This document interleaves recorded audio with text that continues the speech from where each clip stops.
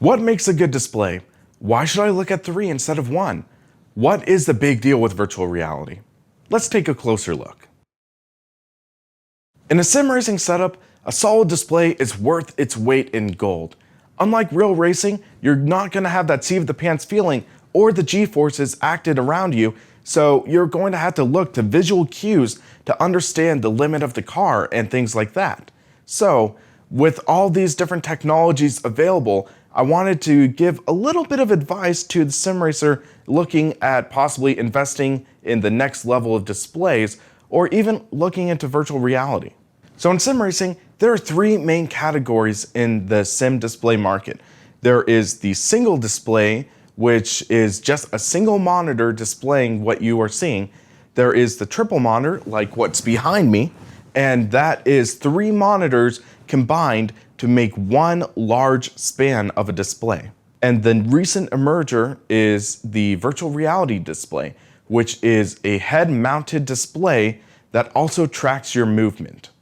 The most conventional option is the single screen, and it is also the most versatile. You're going to have the widest range of options available, ranging from television screens to computer monitors to projectors and so on.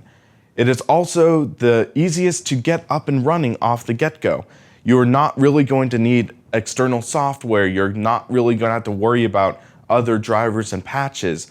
You are just going to have to worry about getting it plugged in, getting it set, making sure it's at the right resolution, and go on. The downside with a single screen display is unless you have a very large monitor or television, you're not going to have a true one-to-one representation of the world around you.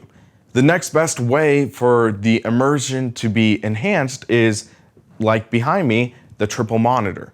You're going to have 3 monitors, ideally of the same size and refresh rate, and you are going to be able to span them 3 wide to have a resolution that is triple of what you would have with a single monitor.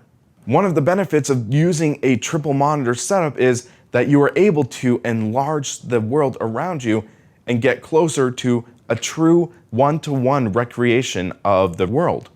One of the downsides of it is you're going to be using the most technologically intensive option available. If you consider with a 1080p display, you're going to be using a resolution of 5760 times 1080. Now, imagine if you wanted 3 4K displays.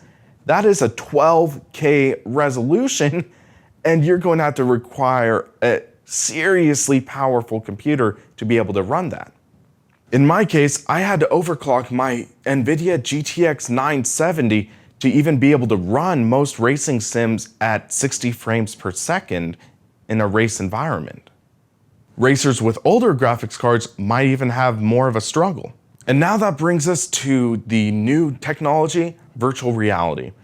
We have 2 main contenders on the PC side, the Oculus Rift and the HTC Vive.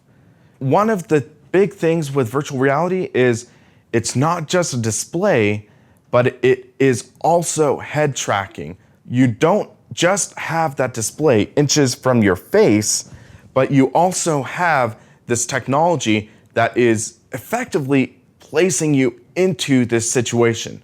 With single screens or triple screens, you have that immersion factor of being able to match the size, but virtual reality is one of the only things that actually puts you inside. So you're able to look around, you're able to move your head, you're able to get an idea of the spatial awareness of being inside the car. So that is one of the great benefits. The downside of it is rather limited in the titles that you're able to use right now. As of right now, in March of 2017, R-Factor 2 doesn't support it just yet. They're planning on a future update to allow it.